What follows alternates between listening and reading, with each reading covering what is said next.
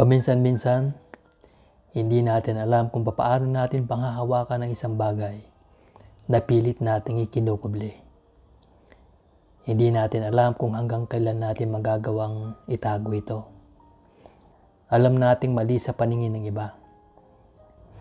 Pero masasabihan ba nila ang idinidikta ng sigaw ng ating puso? Ano ang mas mahalaga?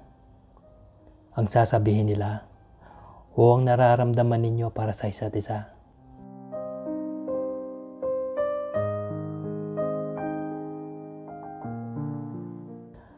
Huling linggo ng bakasyon na pala. Sa susunod na linggo na kami aalis at pupunta na kami ng Maynila at doon ako mag-aaral. Mike! Ang sigaw ni Ryan. Itinaas niya ang kamay niya. Malayo pa siya sa kinaupuan ko. Nasa bandang tulay pa siya. Mga 100 steps pa siguro bago makarating siya dito sa akin. Tinaas ko ang kamay ko. Pogi nitong si Ryan. Ang kaso, nakakainis eh. Hindi ko masasabi sa kanyang, Ryan, mahal kita. Pero bakit ko pa sasabihin gayong 1 linggo na lang din naman ako dito? Nonsense na kung sasabihin ko. At saka, baka maupakan lang ako nito pag sinabi kong mahal ko siya. Parehas kasi kaming lalaki. Hindi yung makatarungan. At saka nakakahiya sa kanya. Tagal na naming nagsama. Sabay kaming kumakain, naliligo, at magkatabing natutulog.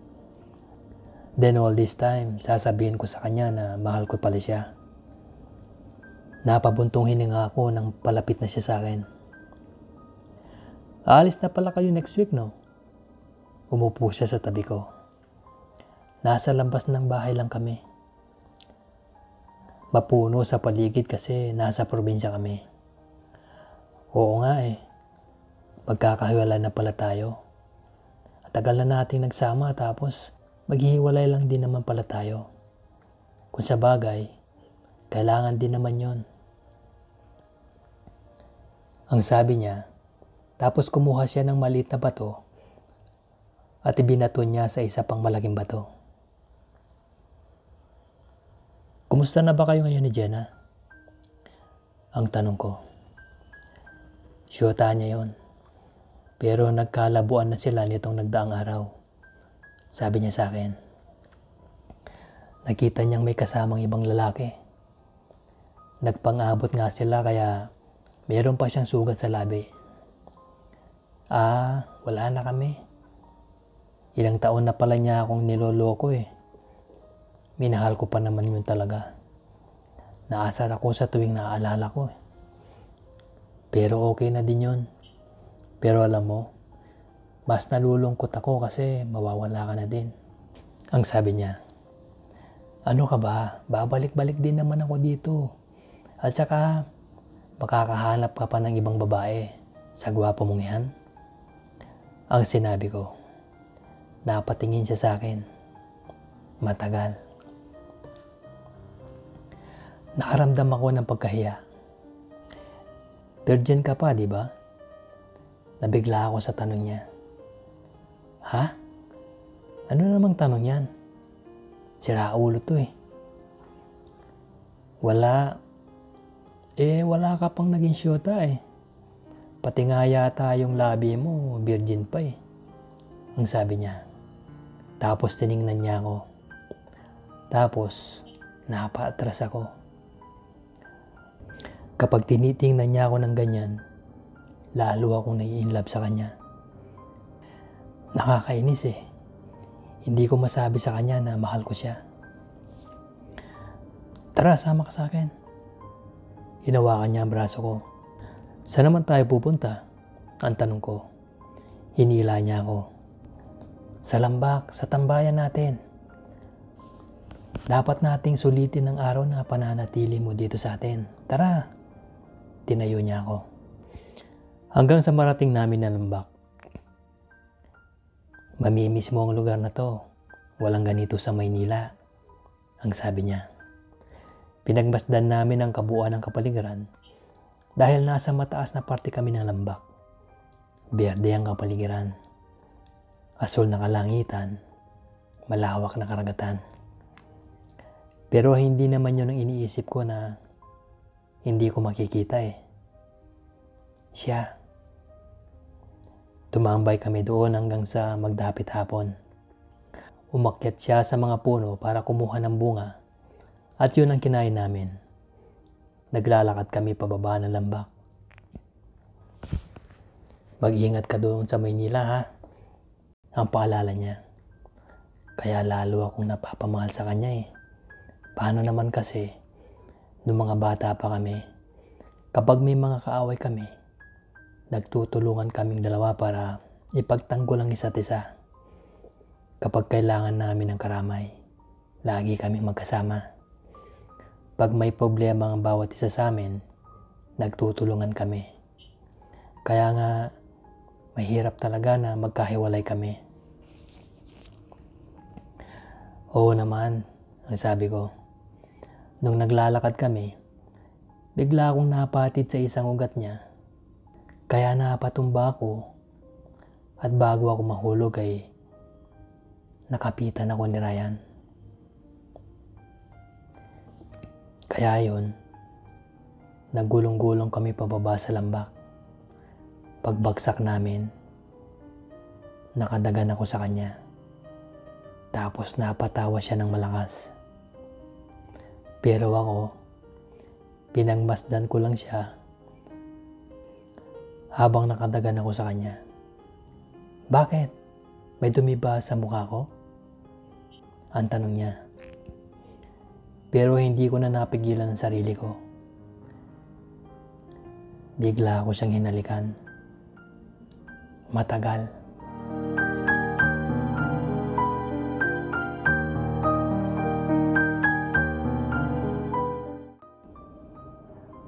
Oo, first kiss ko yun. Pero pinigilan niya ako at itinulak. Lang niya naman Mike Ano yun? Para saan yun? Ang sabi niya. Hindi ako makapagsalita. Kinabahan ako. Mabilis ang tibok ng puso ko. Ang ginawa ko, tumayo ako at tumakbo pababa. Iniwan ko siya. Mabilis yung takbo ko dahil natatakot ako sa maaring sabihin niya sa akin. Pero habang tumatakbo ako pababa, nadidinig kong tinatawag niya ang pangalan ko. Umupo ako sa isang malaking puno. Siniksik ko ang sarili ko sa ugat. Nainis ako sa sarili ko. Dapat hindi ko ginawa yun. Pero nakabakas pa rin sa aking labi ang labi ni Ryan kanina. Naluluha ako. Walang kapatawaran ang ginawa ko. Nakakahiya. Nakakainis. Ilang oras akong kumibli doon. Madilim na. Malamig. Sabi ko na nga ba nandiyan ka lang Nakita ako ni Ryan. Akala ko talaga umuwi na siya. Hinahanap pala niya ako. Hindi ako makapagsalita. Tara na, uwi na tayo, baka hinahanap ka na sa inyo. Ang sabi niya.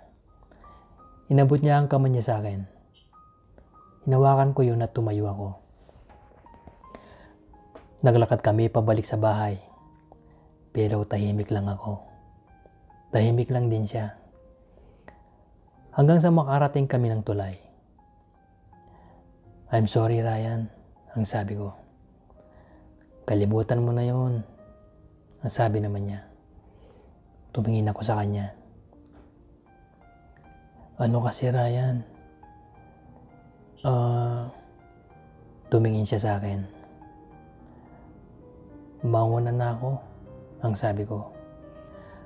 Tapos tumakbo ako papasok sa bahay. Diretso sa kwarto. At tumalukbong. Hinihintay na muling magbukang liwayway kung anong mangyayari bukas. Kinakabahan pa rin ako sa maaari niyang sabihin sa akin.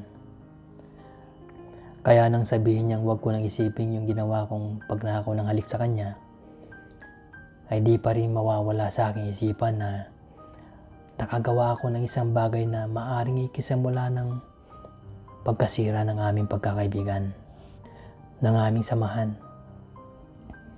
Sinubukan kong pigilan ang aking nararamdaman, ngunit ang hirap. Siguro tama na din yun. Sinakripisyo ko ang samahan namin para sa aking sariling kagustuhang ipaalam sa kanya ang nais kong iparating mula sa isang simpleng halik na yun. Pero matatawag ko ba yung simple? Hindi pala simple. Mapangahas.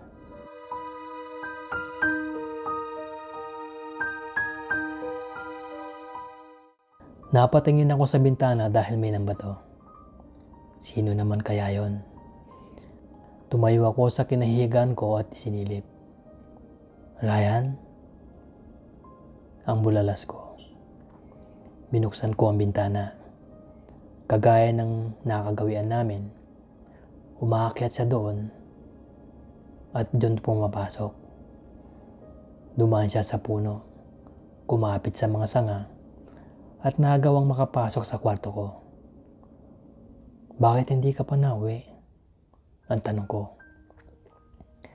Nakaupo siya sa may bintana. Wala lang. Bakit? Ayaw mo ba akong makita? Ang tanong niya. Biglang tumibok ng napakabilis ang aking puso. Kinabahan ako. Hindi ko alam kung bakit. Pasok ka sa loob, ang sabi ko. Hinawakan niya ako sa braso bago pa ako makalayo. Kailan mo pa tinatago ang nararamdaman mo sa akin? Ang tanong niya na nagpabilis lalo ng tibok ng puso ko. Hindi na ako makatingin sa kanya ng tuwid. Iniiwas ko na ang aking mga mata sa kanyang muka. Saglit pa ay hinatakpan niya ako, papalapit sa kanya. Sobrang lapit na nakadikit ang aming mga katawan. Dama ko ang kanyang hininga. Tinatanong kita, kailan mo pa tinatago yung nararamdaman mo sa akin? Ang mahina niyang pagkakasabi. Ha? Matagal na. Hindi ko na matandaan kung kailan pa nagsimula. Basta matagal na. Yumuko ako tanda ng aking pagkahiya. Inabot niya ang aking baba at hinarap niya ang aking muka sa kanyang muka. Napalunok ako habang pinagmamasdan niya ako. Bakit ganyan ka makatingin? Ang sabi ko.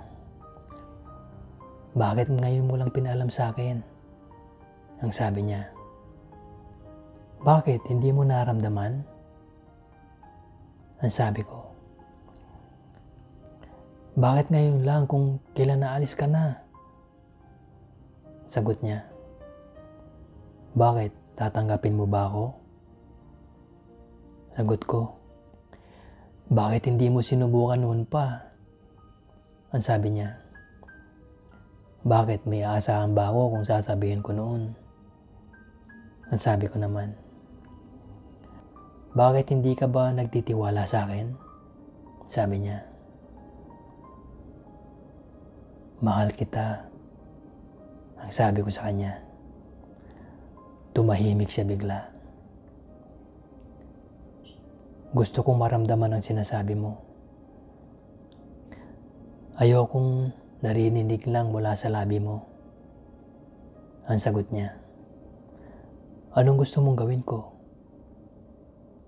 Kinakabahan ako. Ginapang niya ang mga kamay niya sa braso ko at pinihit niya ako padikit sa katawan niya. Halikan mo ako ulit, ang bulong niya. Seryoso ka ba? Ang tanong ko. Oo. Nakatingin siya sa akin. Kinakabahan ako. Mabilis ang tibok ng puso ko. Huwag kang kabahan, ang sabi niya. Ginawa ko ang matagal ko ng nais. Ang matikman ng kanyang mga labi.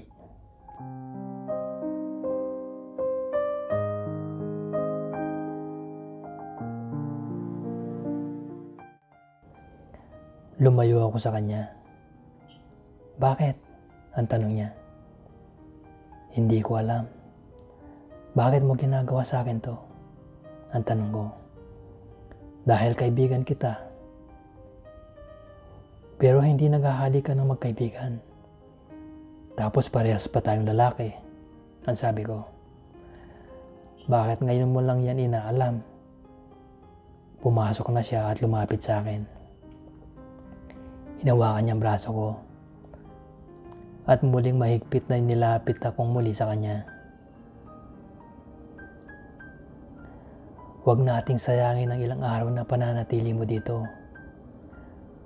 Mabilis niya akong muling hinalikan.